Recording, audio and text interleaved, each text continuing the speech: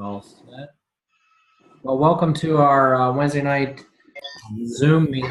We've been doing this now for a few months, and it's been really successful. We've had some great speakers on over the last few months. It's been a really powerful tool. When Christina and I decided to make the move and go to Florida, we said, how are we going to stay in touch with our team?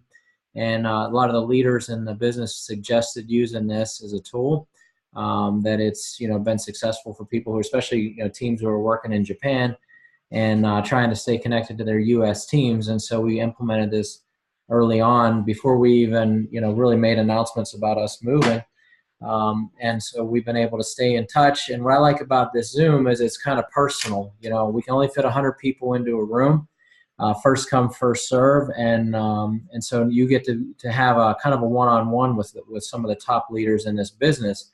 So I'm going to cut right to the chase tonight. We have on one of the best speakers in Ambit Energy, as far as I'm concerned. I mean, this guy, when you talk about somebody who's can get a crowd motivated and fired up, but more than that, it's just he's real, and he's got a passion for life. And a passion for the industry that we're in, and he's had a lot of success in Ambit Energy. I was going through some of your accolades, Ray. In 10 years, you fast track through the program: Pace Setters Award, Co-Founders Leadership Council,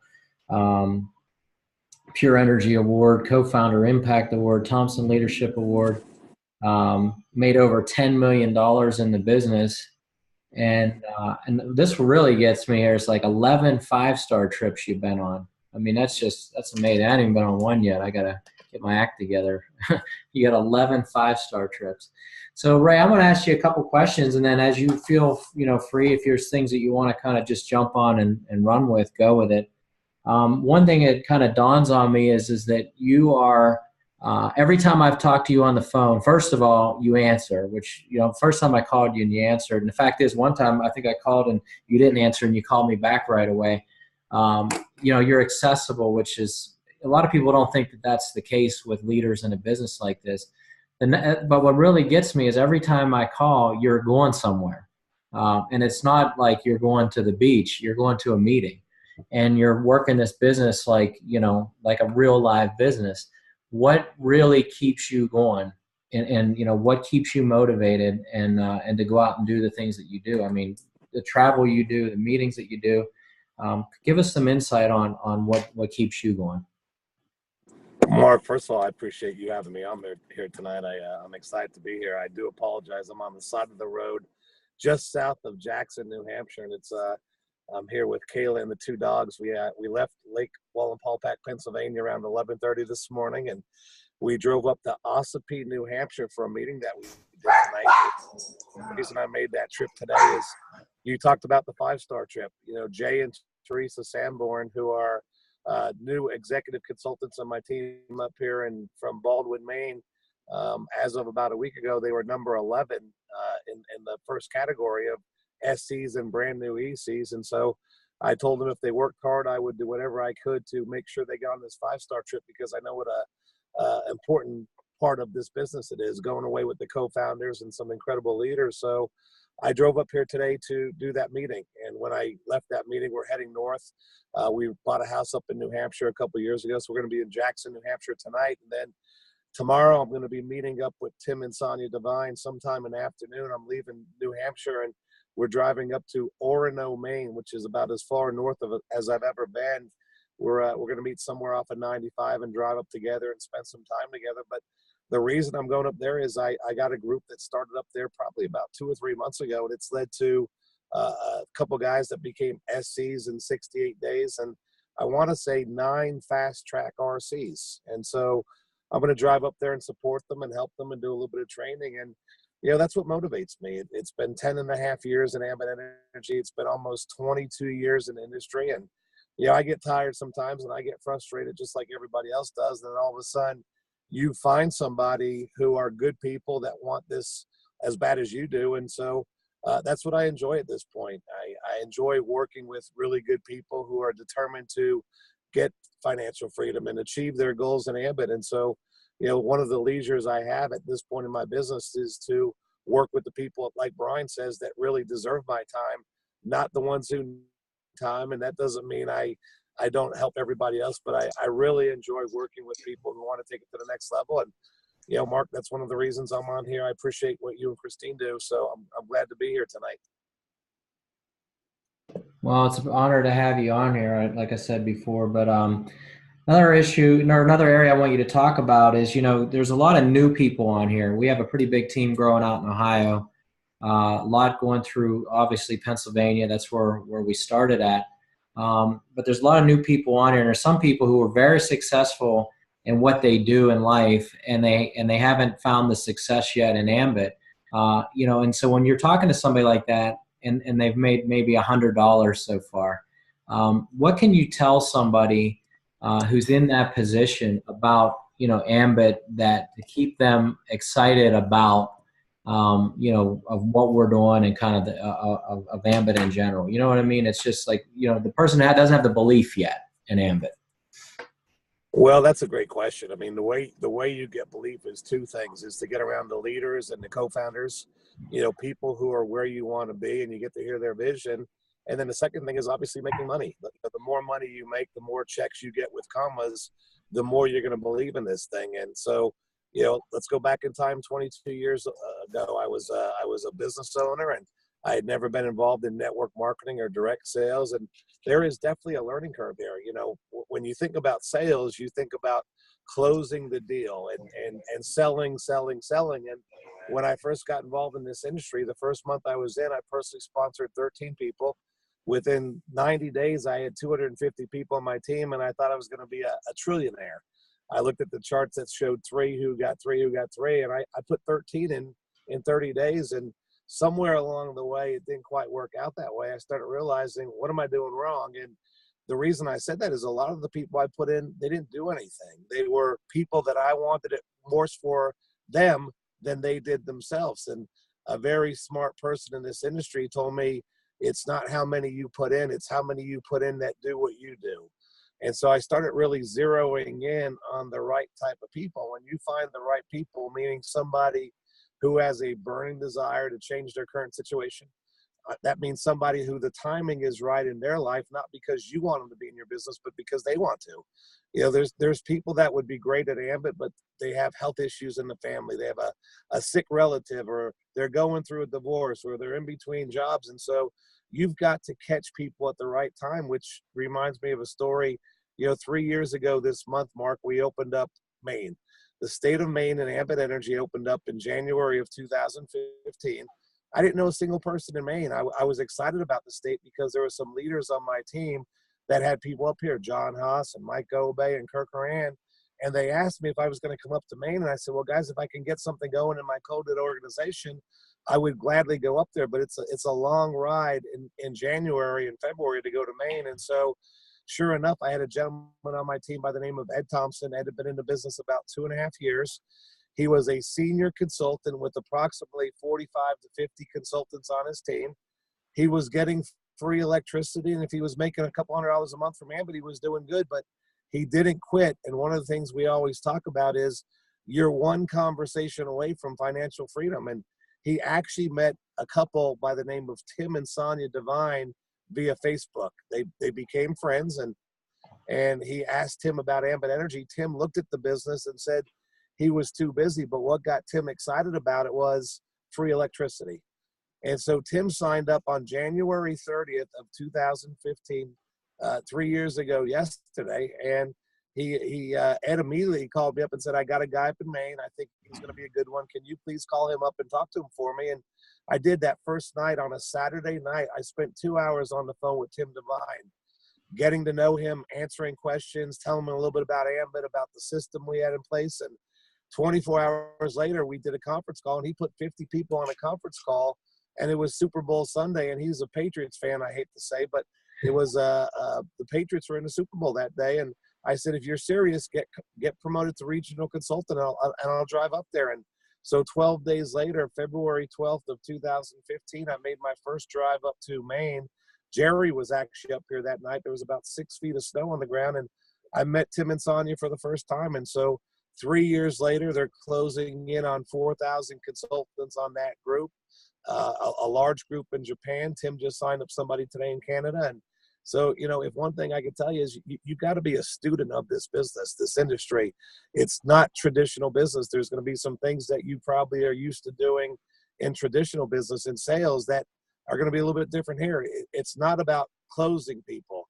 It's about showing people and sorting and finding the right people. And if you do that, you'll build a huge organization. And so, think about this. 3 years ago tonight, 3 years ago last night, I was talking to Tim Devine for the first time, and now I'm up here helping some ECs on his team get on the 5-star trip. And then I'm driving up to the home I bought 2 years ago because of somebody on my team reaching out to somebody via Facebook. Ed Thompson, who was a senior consultant at that time, had 0 going on in his SC code. Mark all 5 SCs in his SC code to put him to EC. Came through Tim and Sonia Devine and that stranger via Facebook. He got on 2 consecutive 5-star trips and has made over $130,000 so far in 3 years from a conversation with a total stranger. It's worked out pretty well. Yeah, so that'll keep you fired up. Listen, knowing that you're one conversation away, that's why I continue to do meetings. We had a great group tonight. We had a young lady there that's been in 6 weeks. She's an RC already. She's put 2 in her RC code. She's got 26 customers, and she could be the next Ambit superstar. You just never know. And so I keep going out there and sharing it, and you're looking for those people, and you're one conversation away from helping a lot of people become financially free, and also taking your business to the next level as well. Now talk a little bit into the system, because you talked about being a student of the business. There's a lot of people who will leave parts of the system out. Just kind of go into why that's so important. Your invitation, presentation, validation. I mean, why should a new person do that? Well, here's the biggest reason I can tell you. That the first 2 companies I was with, I didn't have a whole lot of success. I didn't have a strong upline. I was brand new to the industry, and so what I did was I went to the most successful people I could find in my company to figure out what they were doing to build large teams and to make all the money they were making. And it came to me that you've got to go find good people. You've got to work hard, but you've got to have a system in place to motivate people and maintain growth. You're one person. You can't be everywhere. And so, getting to know Brian McClure, and I say this every Sunday night when we do our web trainings, the individuals on our team that put the most people into the system and get the most people plugged in are going to be the ones who make the most money. And here's why the system's important. The system is there to provide you with the information that you need to make yourself successful. I've got 22 years worth of experience in network marketing poured into my system. It's not because I feel I'm smarter than everybody else. It's because I've spent a lot of time on the road doing meetings. I've made a lot of mistakes.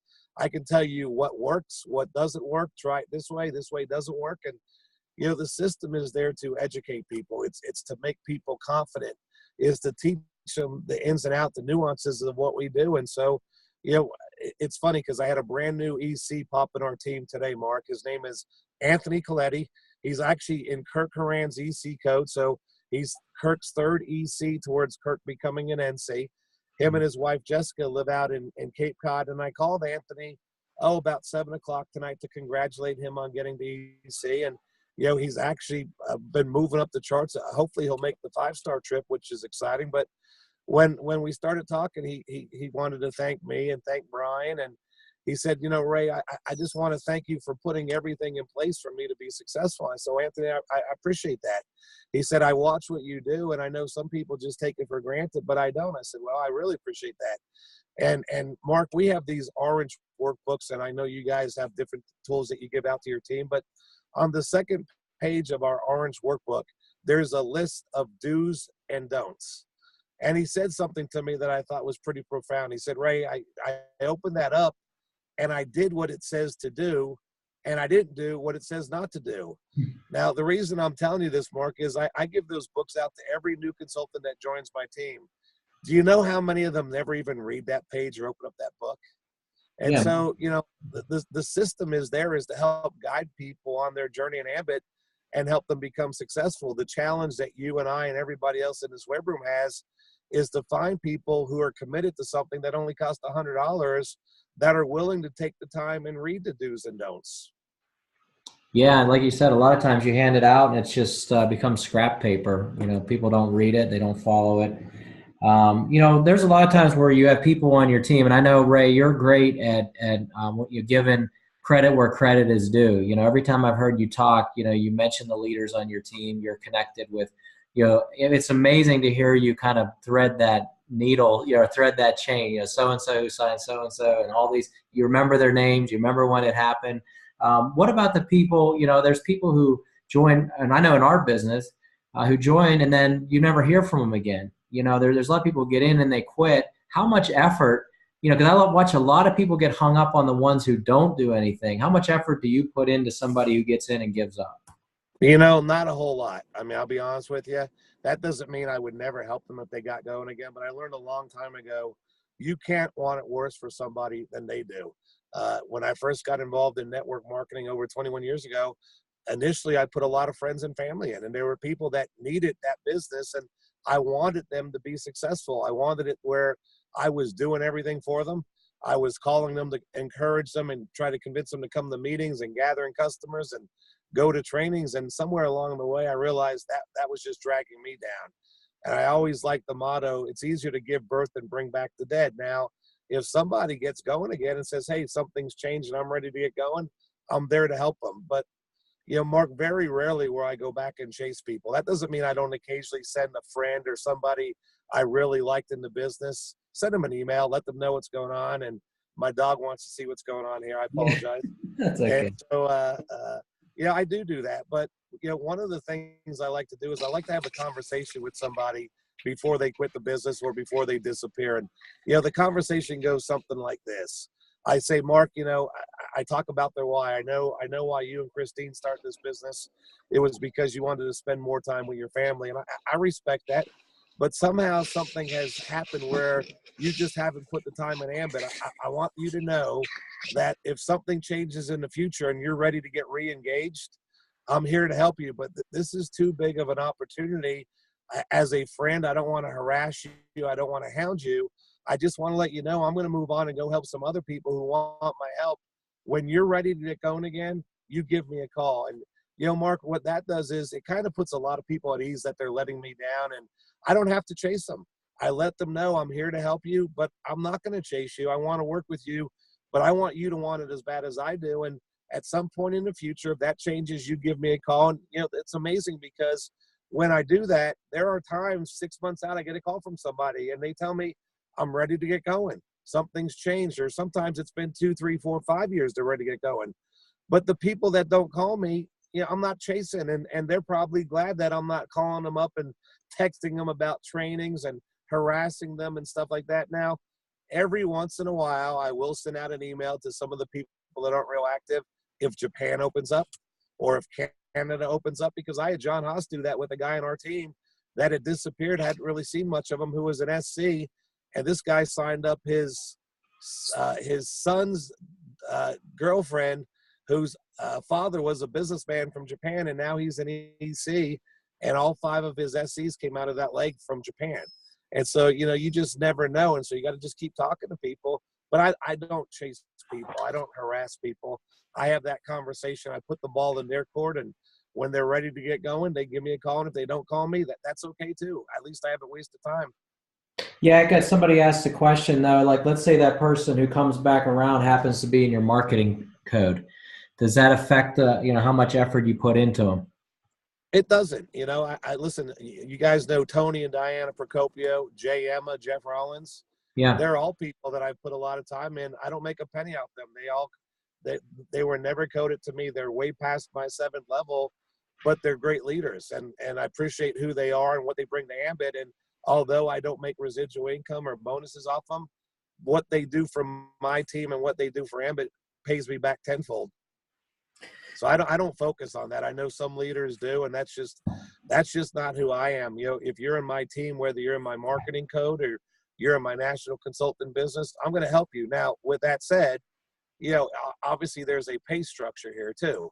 And so I'm going to help everybody, but I'm going to spend the majority of my time, like Joey said, building my pin. And so, I put a lot of time in my NC code. I do help people my easy code. And, if I look at my list of three-way calls, I think the last 3 or 4 three-way calls that I did this evening are people that are not coded to me. In fact, some of them are not even in my downline, but they're good people. And I don't mind helping them where I can. Yeah, obviously, or you wouldn't be on here tonight. Now let's talk a little bit about when you start to invite, because you did the whole everybody who joins Ambit, the first video I sent them to is your invitation training that you did, years ago, and it still holds true. I mean, it doesn't get old. When you're out inviting people, go over a little bit of that, maybe how you posture. If somebody asks you, Ray, what do you do? What's your response to them? Well, that's a great question. I mean, that's the key to this business. And I learned a long time ago, if I'm out there saying too much and trying to convince people, and I still watch people do it today. I love going to meetings or big events when people get excited, because you walk outside and there's always somebody on the phone saying way too much. And so the first thing you got to realize what the purpose of the invitation is. And the purpose of the invitation is not to show how much you know about Ambit. It's not to talk about Chris and Jerry and free electricity or Japan. The purpose of the invitation is to get somebody to carve out 20 minutes of their time to sit down with you, where you can show them the presentation, where you can watch a DVD or whatever you need to do to get them to take a look at this. And so, to me, it's real simple. When I call somebody up, we'll have a little bit of chit chat, and I always ask people for their opinion, because what I found is people are going to give it to you whether you ask it for them or not. And what I like to do is like to flatter people. Mark, listen, I know you've been a successful businessman. I've got something I'm really excited about. And guys, you've got to be excited. They've got to hear your excitement and your enthusiasm in your voice. And so that's going to make them want to know what you're doing. And so, Mark, when I call you up and tell you I'm excited about something, I know you've been a successful businessman, and I need your opinion. What usually is your response going to be? Well, yeah, for sure. And a lot of times they'll say, well, what is it? Well, what is it Right. you're doing, right? And then I keep it real simple. Mark, how many people do you know that use electricity? Everybody. That's right. Do you think they'd like to pay less and potentially get it for free? Sure. How would you like to make some serious income by referring free electricity? Sounds good. When can we get together for 20 minutes? I'll come by your office. What are you doing tomorrow night? When can I see you? Right. Tomorrow night's great. I'll be there. And then guys that come over there, I show the DVD, I show the website, and I get my upline on the call. Right. And Mark, some of the other things I like to say to people that I found have been really effective. We ask those 3 questions, and another question I like, people say, what do you ask to strangers or somebody that you just run into? I like to ask people, do you keep your options open to making more money? Because that's a stupid question. 99% of the people are going to tell you yes. What do you have? And then another thing I like to say during the presentation, if somebody starts hemming and hawing, well, Ray, I don't really know, tell me more. Mark, listen to me. I don't care if you do this or not. You just need to see it. I need 20 minutes of your time. Once I show this to you, if you have 0 interest, I will never bring it up again. But until you give me 20 minutes, it's that big. I respect you. I want to at least show you this. And guys, so, you've got to encourage people to look. Now, with that said, Mark, if I sit down with you and I show you the website or the DVD or the presentation online, and you're like, Ray, this just isn't for me. I'm not a people person. I don't like people. I have no desire to make more money. I appreciate your time. I'm not going to waste time with those people. Would you like to save money on your energy bill? Again, if you say too much and you start explaining, you're going to talk people out of meeting with you. And then the second thing that's going to happen is it's not going to be duplicatable. When I first got involved in Excel communications 22 years ago, people said I could sell ice to Eskimos. And here's my other dog saying hi. Monte, say hello, look over here. We got both of them, see what's going on. But I would talk people into the business. And what I realized after that was I was setting them up for failure. And because they would try to do what I did. And if I couldn't give them something that was duplicatable, a simple invitation, then they would get on the phone, they get all tongue-tied, and they'd say too much. Right. And then you're into Death Valley. Now, can I just add that you heard me call my dog Monte, and I didn't name him after myself, just so you know. His name is actually Monte. And what happened was I had a friend of mine that had 8 puppies, and he called me up in the summer of 2014 and said, we name one Monte. And I started laughing. I said, Kevin, I need a puppy like I need a hole in the head. I'm on the road constantly. there's no way. Plus, if I got a dog, I would not name him after myself. And so a couple weeks later, he showed up at my house, and we were having a 4th of July party, and he brought the dog up, and it was hard to say goodbye to see the 7-week-old puppy. But I said, I'm going to change his name to Rocky. He's like, he already answers to Monte. I said, I'll tell you what. He would sit about 20 yards away. I said, if he comes to Monte, we'll keep it Monte. And so I yelled Monte, and his ears perked up, and he came running. So I got a dog named Monte, just so you know. I love it. I love it. Now, another quick question for you is that, Lane Winsett always talks about the glow. I know you've heard him talk about that. When he's looking for somebody, they have the glow. We don't prejudge, but is there a certain type of person that when you see them, something sticks out to you? Is there a certain type of is there somebody that you're looking for whenever you're kind of staffing your business in particular? Absolutely. I mean, I look for people that I enjoy spending time with. I think that's important because if you're going to go build a business with somebody, you're going to develop a friendship and a relationship. And so, you're looking for people that are looking for you. And by asking questions, you can get the answers. And I'll give you an example of what I mean. So that first night, I'm talking to Tim Devine, and Ed Thompson calls me up, and I hear that all the time. I've got the next Brian McClure, I got the next Marc Alfano, I got the next Kirk Horan, and I wish that was true every time somebody called me and told me that, but a lot of times it's just not the case. And so, I'm out there. I like to tell people I'm a talent scout, and the way you find out what you have is to ask questions. And so when I'm on the phone with Tim Devine for the first time, Tim, what do you do for a living?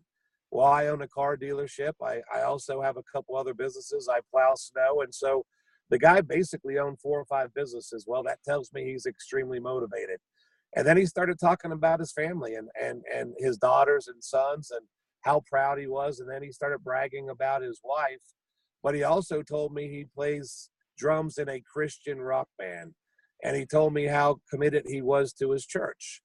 And then we started talking about sports and what a big sports fan he was. And, there was just a lot of things that we had similarities about fans and church and just, I could tell he was somebody that I would enjoy working with. And then I asked him what was he looking for from Ambit. And Marc, he told me that he had been involved in other direct sales companies before, but never felt he found the right one or the right support or the right system. And so he was looking, and he was looking for it. And so he was looking for Ambit, and I was looking for Tim. And so I just believe you got to ask questions, and you got to develop a friendship, and you've also got to find out what it is that they want out of this company. And then I appreciate it there. Thank you. And so, guys, I apologize. I told you I'm going to be driving. That's and good. So, I think you're getting to know people. And, I look at the leaders on my team. I look at the Kirk Horan, and I look at Tony Procopio and Jay Emma and Jeff Rollins and the Sanborns and John Haas and Dave Lipinzik and Tim and Sonia. I can just go on and on and on. And, let's take Ambit aside. They're all great people. The Norbert Hennessy's of the world, the Renee Harris, they're all good people. I mean, I love these guys. And so, when you surround yourself with people that you enjoy not only working with, but being around, and I love our Christmas parties. We have a lot of fun, and we have fun and ambition. And so it's about finding hard workers. It's about finding people that the timing is right in their life, but it's also finding people that you can build a relationship and you enjoy working with. And if you do that, it's a win-win for everybody. Yeah, absolutely. Now, just out of curiosity, how many of those leaders on your team did you personally bring in, or did you know before Ambit? Well, I knew Norbert, but we didn't really know each other that well. And so, Norbert and John Haas, that's it. I knew John from Excel and I knew Norbert from Excel, but we were not on the same teams. I didn't really know Norbert that well, to be honest with you. Norbert was kind of a funny story. He overheard a conversation with me talking about Ambit, and we had the same sponsor in the last company, and that person decided to stay where he was. And so Norbert asked me to sponsor him, and I did. And so John Haas, I've known a long time. And funny story about John, I met John 20 years ago. We were both in Excel. He had signed up about a year prior than me. And so we were doing meetings on Long Island, and he showed up at a meeting one time, and I had promoted 2 or 3 times in the compensation plan. I was running the meetings, and, he was impressed in what we had started out there. And so after the meeting, he walked up to me and said, "Hey, I got a question for you." I said, "Yeah." He said, "Do you like Italian food?" I said, "What do you think from looking at me?" He started laughing. He said, I would buy you a chicken parm dinner if I could pick your brain and figure out what you're doing. I said, well, there's not a whole lot to pick, but yeah, I'll take the dinner. And so John and I went out to dinner when we became friends, and we were on different teams. And so when Ambit came around, John was the one guy outside of my Ambit business that was in another company with me that came over. But Mike Obey and Kirk Horan and every other person that I mentioned were people that I met through Ambit. And a lot of those people, they were never in network marketing before. And so, that's the other good thing. You have the opportunity to go find people that have never done this kind of business, but because it's electricity, it made sense to them. Well, everything rises and falls on leadership, and I've had the opportunity over the years to get to know a lot of the leaders on your team, and they all have the same DNA. I mean, it's just like, obviously you're a hard worker, you're out there leading the charge, but when you get to talk to like Jay and Tony and all these, Kirk's been on our Zoom and done some trainings with us, and just the way they are is just how you are. And so you can see as a leader that, you have a culture or DNA of your team that runs deep. And we appreciate everything that they've done, just for us. I mean, Kirk's been the same way. I'll call him up and say, hey, Kirk, can you do a last minute call for me? And he'll drop it and do it, and so you can tell that there's a lot of leadership coming from you that sticks with your team. Well, I appreciate that. I couldn't be prouder of our team. And listen, there's a lot of great people in Ambit. I know you're on Jim and Cam's team, and Tim and Missy, and a couple that I've just fallen in love with is Ernie and Peggy Force. And so there's a lot of great people up here, and you guys too. I appreciate what you're doing. The fact that your leadership from Tampa, Florida is amazing. So anything I could do to help you, Mark, I would. I appreciate that. Now, I'm just going to touch on that because, there's a lot of people in our business who are in states that aren't open. Like obviously West Virginia is close to Pennsylvania and Ohio, and we're 1,000 miles away, and who knows what'll ever happen there. But what do you say to people like that who can't even get free energy and be their own customer? They keeps that, just give them some advice. Well, I mean, you can't give up. You can't get caught up in that. If you look at it, Brian McClure, Steve Thompson, and Philip Eckert, they all lived in Austin for many, many, many, many years and couldn't be their own customer. The first year and a half I was in Ambit, I couldn't be my own customer, and then it was just for gas. And so, that shouldn't be a deterrent. If you understand the magnitude of what we got here, not being your own customer, it really isn't a big deal. Obviously, you have an advantage if you live in a service area and you have people around you that you can go talk to, but it's what you get started. And so, if you're in a state that's not open, but you're willing to work hard, you're willing to have conversations with a lot of people and asking them, who do they know in Pennsylvania? Listen, if you're in West Virginia, you know a whole bunch of people in Ohio, or people in Pennsylvania, or somebody you does. And so when I first started, I was 55 miles east of New York City. I was originally from Pennsylvania. I didn't know a lot of people in New York City, but I just started asking people. And, if you have those conversations, if you want it bad enough and you're in a state that we're not in, you can do it. That doesn't mean it'll be easy. I know there was a lady in Ambit a couple of years back that actually built their business living in Alaska, just asking people, who do you know? And so, we're not talking about states all across the country. I mean, West Virginia borders Ohio and Pennsylvania and Virginia. And so if you just ask enough people, now, are you going to have challenges? Do you have to be a determined person to have success in those places? Absolutely. But if you think about Ronnie Kirkland, got to know Ronnie a little bit in Excel and got to spend some time with him before he passed in Ambit. Ronnie was living in Florida when he started his business, and he actually talked to a lady who was living in the Philippines and asked her, do you know anybody in New York City? And she said, yeah, my cousin's in New York City. The next thing you know, Ronnie's going to New York City to do meetings from somebody who knew somebody from the Philippines. And to this day, that's probably Ronnie's strongest leg in his organization, which continues to pay his wife, Karen. And so you've got to be willing to have those conversations. If you live in West Virginia and you don't know anybody in Pennsylvania and you're not willing to talk to people, you're going to have a tough time building your business. But if you're getting online, if you're, I'm not real strong online with running ads or reaching out to people or making contacts. I mean, Mark, I'm not on Facebook. I'm not on Twitter. I'm not on any of those things. I built my business the old-fashioned way, and I pour my heart into my team. But there's just times I don't need to be posting all the time on what I'm doing every day and every night of the week. And so I'm just not a big social media guy, and that's not knocking people that are. I think there are definitely some advantages. Kirk does really well on social media, and so if you live in West Virginia, learn how to use social media as a tool and reach out to people in other states. Or, listen, if you're an hour or two drive, just go make contacts. Just go talk to people. You've got to get out of your comfort zone if you want this bad enough. Now, you mentioned too that you have some activity in your team over in Japan. Was that something that you recommend people running out and going after Japanese contacts, or is it just work your list? I mean, how do you recommend people doing that?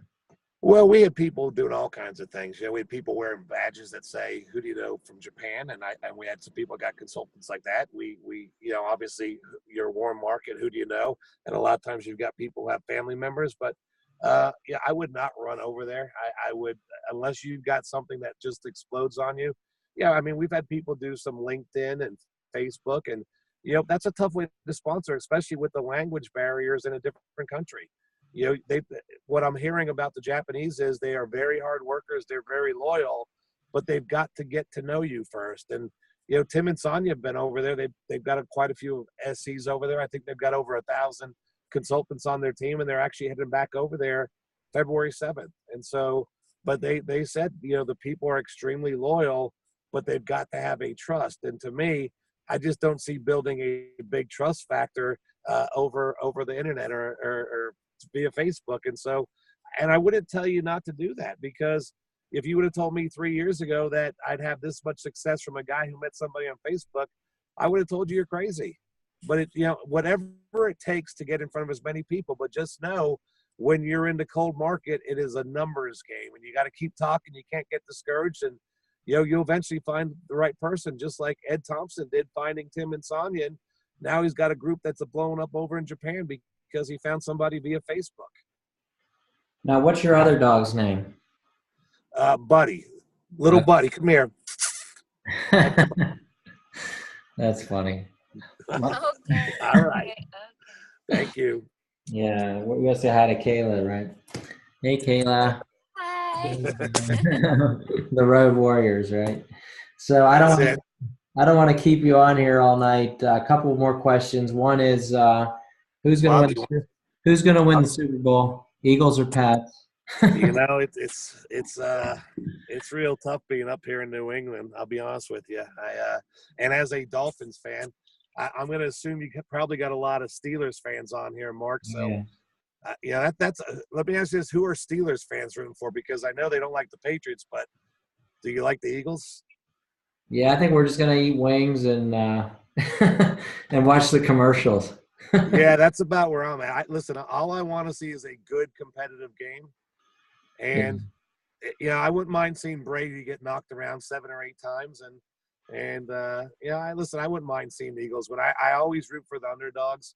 Plus, like I said, as a Dolphins fan, I'm sick and tired of seeing the Patriots. But with that said, living up in New Hampshire 2 weeks out of the month and spending a lot of time up here in New England, you've got to respect what they do and how they do it. I mean, they're there every year. You got Brady, who's 40 years old now and keeps himself in shape. And I don't like them, but because I'm a Dolphins fan, but I respect what they do. And so go Eagles. Hopefully we see a good game. Yeah, for sure. Well, here's what I'll say is that when I'm traveling, I always say every mile is a minute. And unless you're driving with J. Emma, then it's probably you get 2 miles in a minute. So I don't want to hold you up too many minutes because every minute you sit is a mile you don't drive. I tell my wife that all the time. But I do appreciate you coming on tonight. I just wanted to see real quick from the panel if there's anybody out there who had any questions, because I like to always give at least 1 or 2 people an opportunity to ask. So if you have a question, raise your hand, wave your hand. Here, I'll go back and forth here. Okay, I got one coming in from Justin Steger, so I'm going to have him ask you a question. Go ahead, Justin. Okay, great. Hey, Ray, I just want to know how's your diet going that you just started a couple days ago? Well, that's a good question. I'll be honest with you, I'm actually doing really well. I got on the scale after we ate wings and pizza and all kinds of stuff on Saturday night, and I was a little bit higher than what I told everybody on Saturday, but since Saturday night, I've dropped 10 pounds. So I've been doing extremely well. I'm pretty focused. One of the things I'm doing is I'm juicing. And I'll be honest with you, the first day or two was real rough. I got headaches. I think it was just the toxins leaving my body, but now I feel pretty good. So far today, I had a little bit of chicken and I've had a couple glasses of juice. There you go. Yeah, Christina and I do that every year. We just wrapped up 21 days on juice, and first, if you can make it through the first 3 days, you could probably do 40 with no problem. That's You're right. I actually feel good, and what I'm going to do is I'm going to have a little fun on Super Bowl Sunday and cheat a little bit. And listen, it is hard because my drug of choice is pizza, and Mark, my favorite saving is 7 days without pizza makes 1 week. So yeah. Now you're not Italian, are you, Ray? My dad. Not even a little bit, right? All right. Who else got a question over there? Anybody else? All right. I just want to do a quick double check. Hang on a minute here. Look on the second page. Oh, we got a nice big crowd here. Any other questions? Raise your hand. All right, guys. Well, Ray, I do appreciate you coming on tonight. It's been great. Is there any closing words you'd like to give to us before you check out? Well, Mark, first of all, thank you for having me on here tonight. I appreciate everybody giving me a little bit of your time. It's been an incredible journey here in Ambit Energy, and it's because of the company, it's because of Chris and Jerry's leadership, and it's because of hard work and enjoy what you do. If you enjoy what you do and you have fun with it, and you get paid a lot of money to do it, what better than this? So if I can help anybody out, I am going to be in Orono, Maine tomorrow night, which is about as far north of I've been. It's a little bit north of Bangor, and I'll be back in Pennsylvania next week. And I know we've got the executive tour coming up, so ambition registration. Just appreciate you having me on here. God bless you guys, and enjoy the Super Bowl. All right, sounds great, Ray. Mark, thank you so much. Thanks for coming on. I did want to mention one other thing to you. Looks like the state of our union is looking good. MAGA, absolutely. I love it. All right. Hey, you have a good night. Have a safe trip. Thank you. Bye-bye. Bye-bye. Bye-bye. Thanks a lot, Ray. And Thank you, Ray. Thank you. Hey. Thank you. Thanks, Mark. I like your dog. Thank you, Ray.